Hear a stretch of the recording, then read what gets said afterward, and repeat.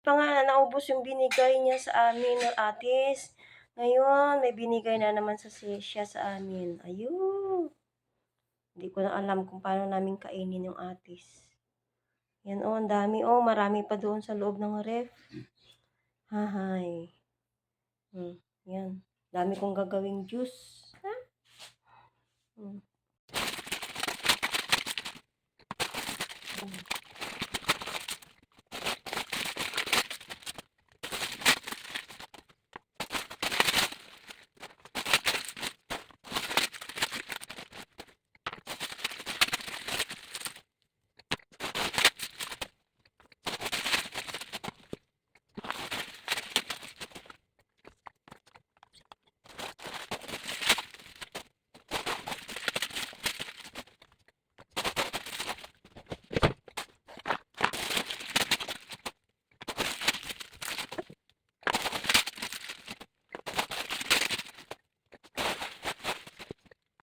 Sa sobrang hinog. Oh.